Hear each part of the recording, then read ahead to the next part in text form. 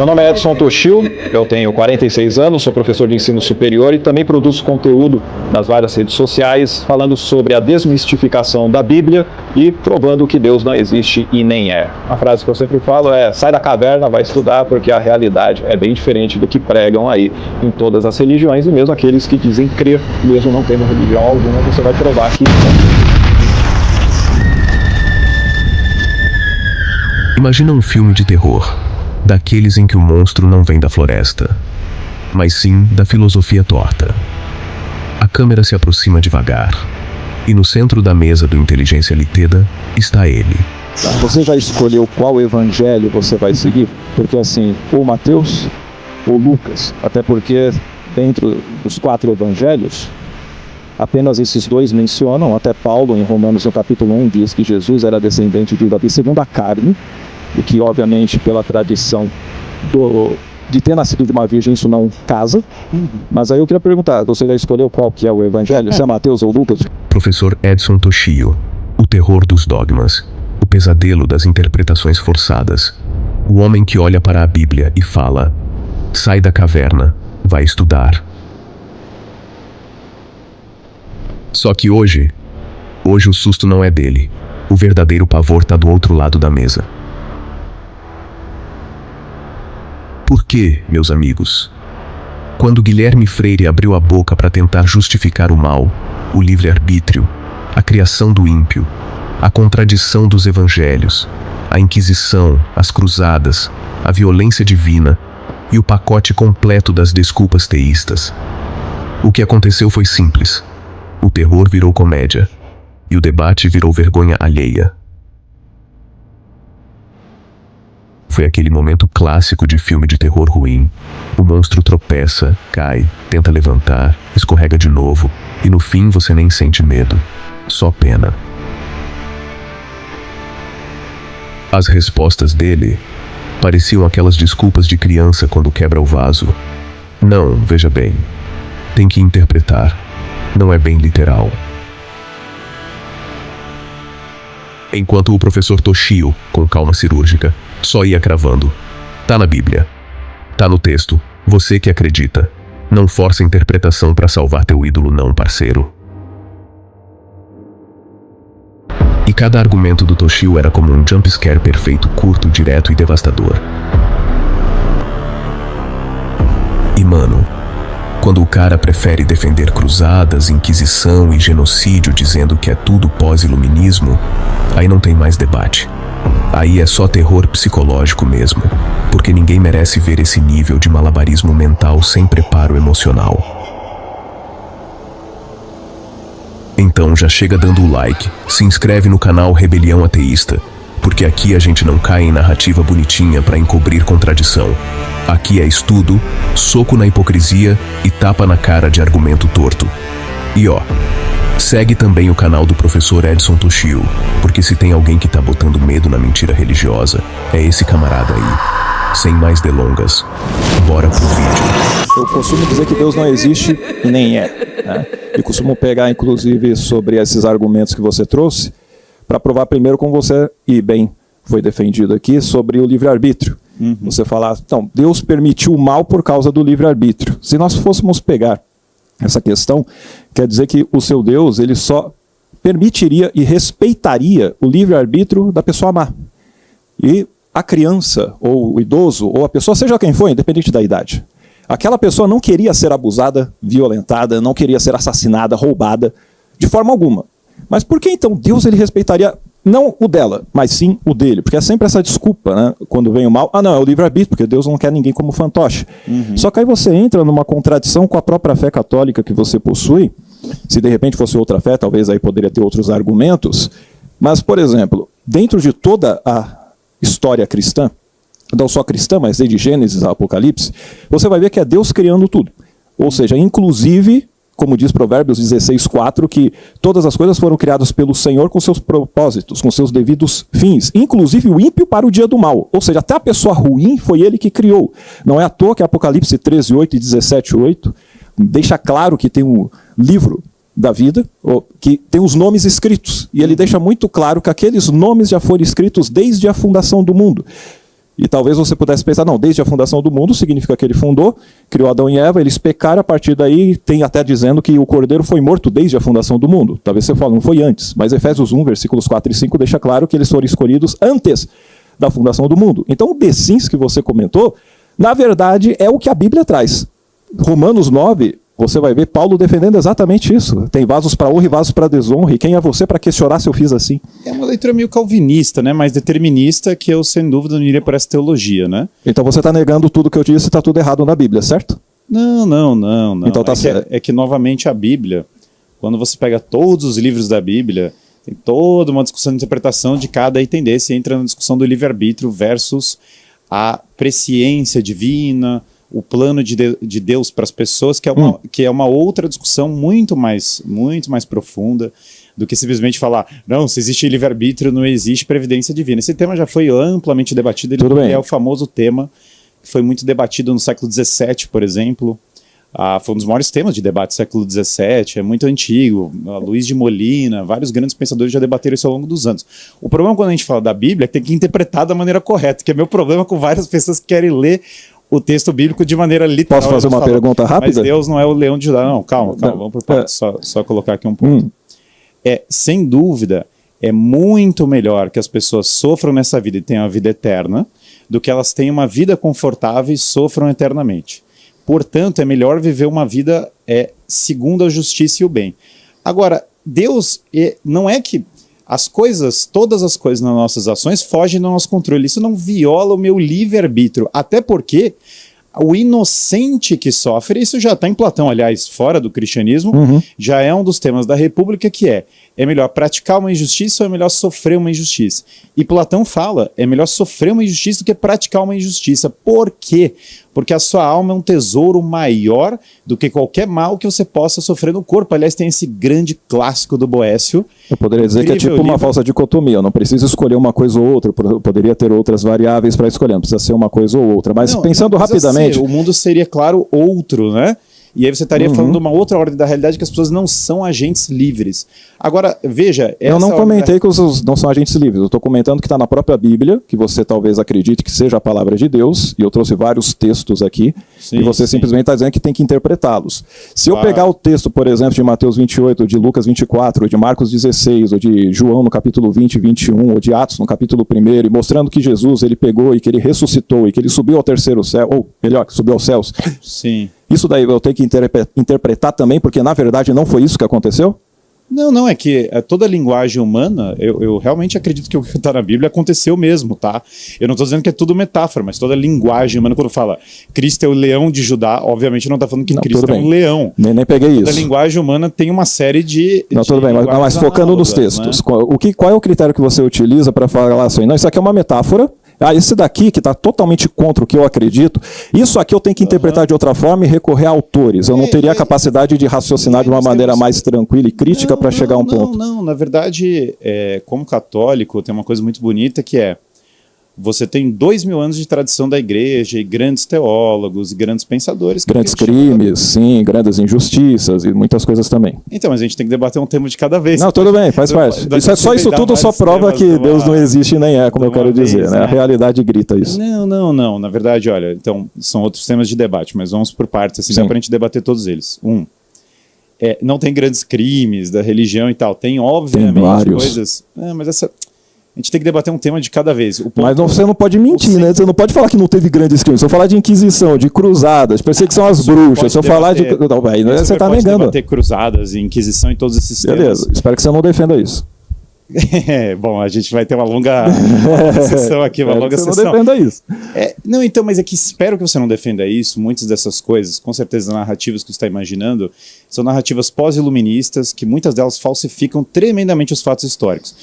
Indo para o coração do que você falou, Deus, sem dúvida, criou pessoas que fizeram escolhas más.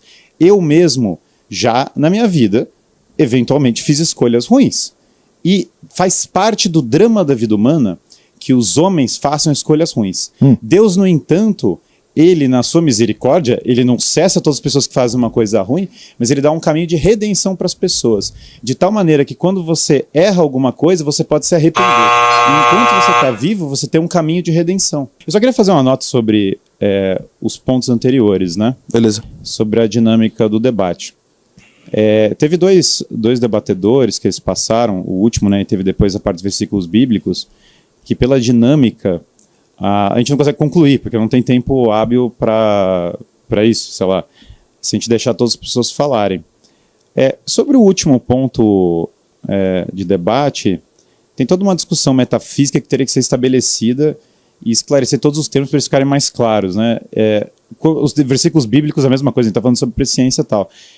Então é só para dizer para o público em casa que esses temas, né, de interesse, depois a gente tem que engajar numa discussão mais longa deles, né? Porque senão não vai ter efetivamente qualquer tipo de resposta viável.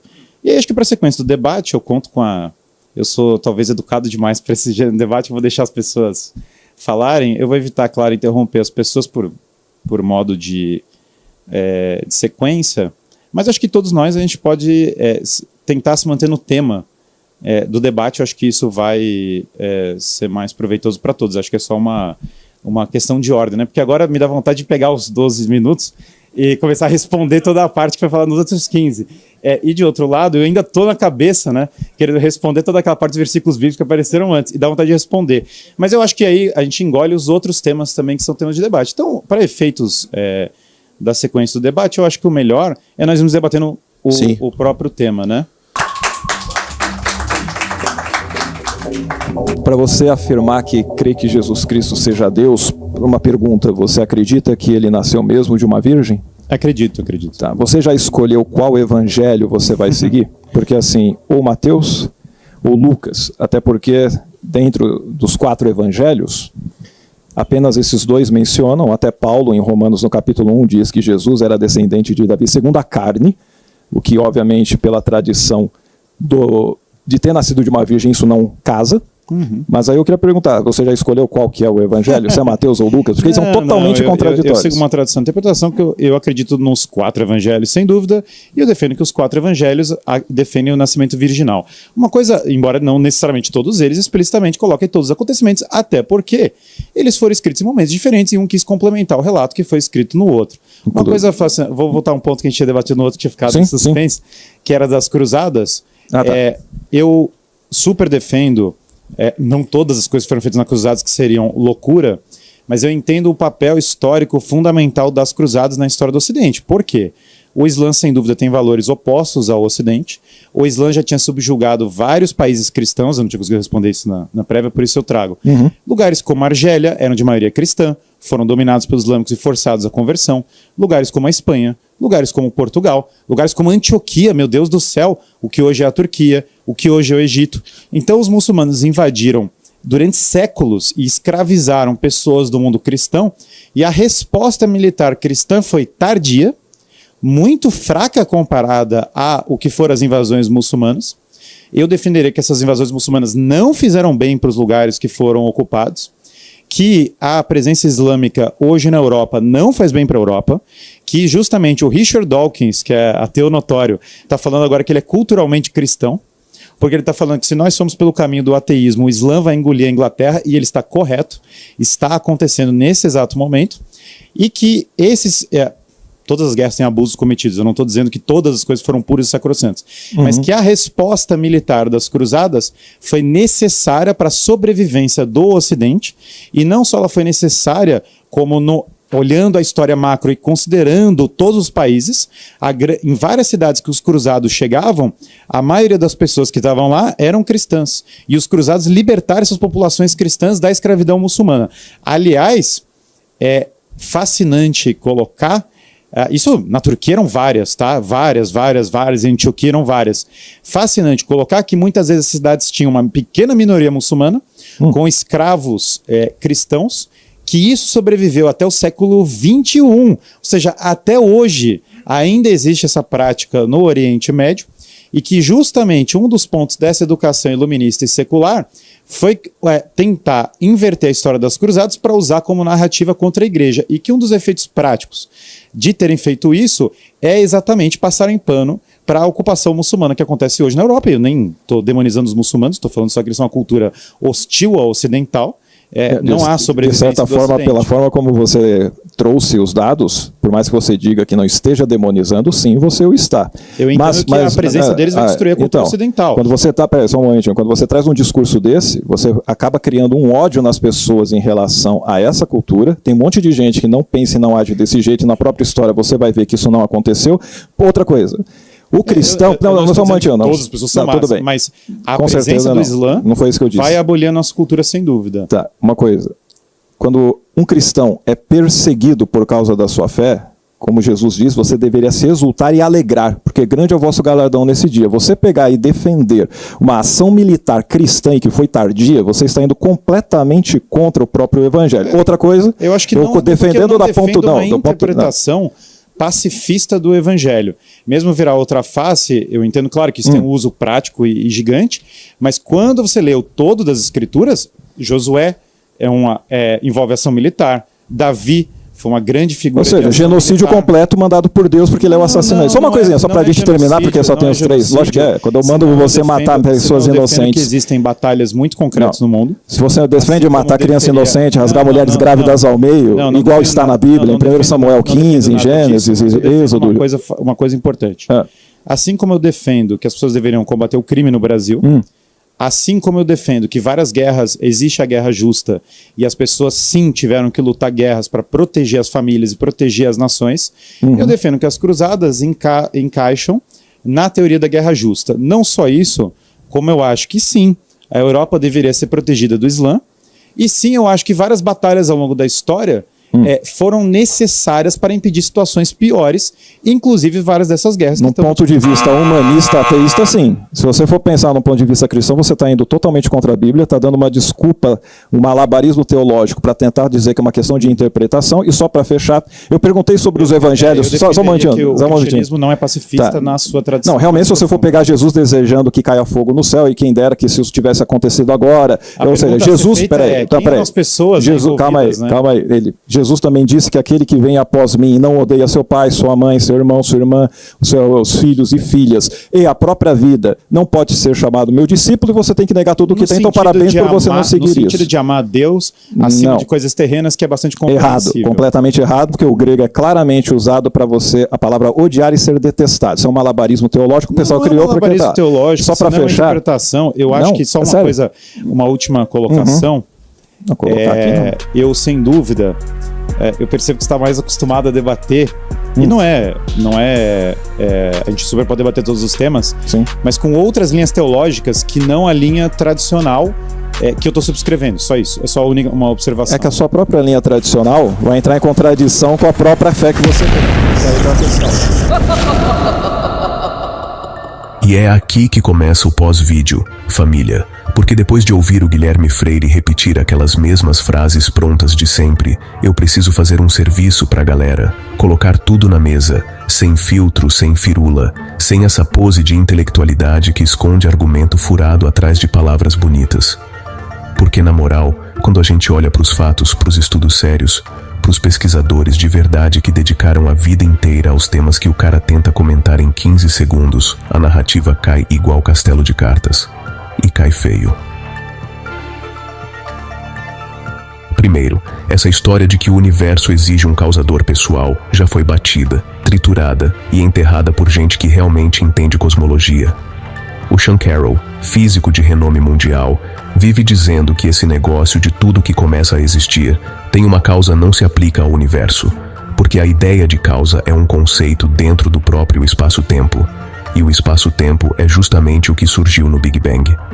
O Stephen Hawking, no último livro dele, deixou claro que recorrer a um Deus não explica nada porque introduz algo ainda menos explicado. O Lawrence Krauss mostrou que flutuações quânticas podem gerar universos inteiros, e ninguém precisa inventar um ser invisível com superpoderes para isso acontecer. Então, quando o Guilherme joga aquela pose de explicação lógica, é só teatro, mano. Não tem nada ali que se sustente diante de quem realmente lê ciência.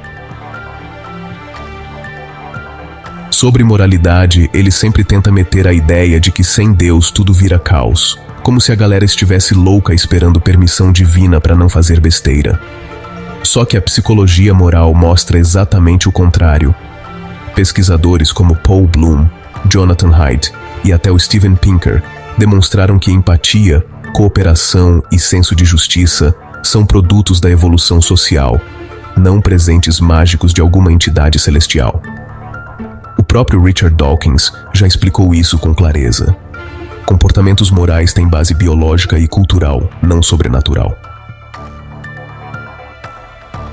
E se fosse verdade que religião garante moralidade, países extremamente religiosos deveriam ser exemplos de paz, igualdade e baixa violência. Mas é só olhar dados internacionais que isso desmorona. Olha, o Edson Toshio mesmo vive citando pesquisas que mostram a correlação inversa. Quanto mais religioso um país é, pior ele se sai em índices sociais. Sobre consciência, o Guilherme tenta roubar a cena com aquela ideia antiga de mente imaterial, como se fosse revolucionário fingir que a neurociência não existe.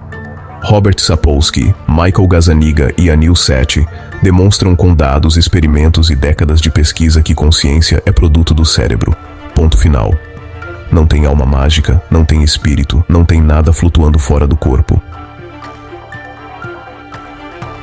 Lesiona uma parte do cérebro e muda a personalidade, memória, moralidade. Como que uma alma perfeita e imaterial sofre alteração com pancada na cabeça? O argumento não passa no teste básico da realidade. E sobre evolução, mano, aí é humilhação. O Guilherme tenta puxar esse papo de complexidade exige design, só que isso morreu no século XIX. A seleção natural explica perfeitamente como sistemas complexos surgem a partir de processos simples e cumulativos, como explicado por Darwin, reforçado por Dawkins e aprofundado por gente como Nick Lane, que mostra a bioquímica das origens da vida, com detalhes tão profundos que nenhum palpiteiro de internet consegue acompanhar. Não existe exemplo científico de design inteligente que não seja pseudociência maquiada. Evolução não é opinião, é fato confirmado por genética, fósseis, embriologia e biologia molecular. A parte histórica também é fraca demais nos discursos dele. Quando ele tenta usar Jesus como prova de alguma coisa, ele ignora totalmente os maiores especialistas da área, como Bart Ehrman, John Dominic Crossan e Reza Aslan, que mostram que os textos bíblicos são escritos décadas depois, cheios de conflitos internos, construídos para propaganda teológica, não para registro histórico confiável. E quando o cara tenta defender a Bíblia como se fosse manual moral, aí vira piada. Steven Pinker e outros pesquisadores mostram que a moral humana evoluiu para muito além do que sociedades tribais da antiguidade podiam imaginar. Usar regras de 3.000 anos como referência ética hoje é atraso puro. Outra falha é a visão estreita sobre religião como se fosse fonte universal de sentido. Pesquisadores como Ara Norenzayan e Pascal Boyer explicam como religiões surgem por mecanismos psicológicos e sociais naturais, como a tendência humana a enxergar agência onde não existe. Ou seja, Deus é um produto mental, não um ser observável. É literalmente a mente humana criando padrões.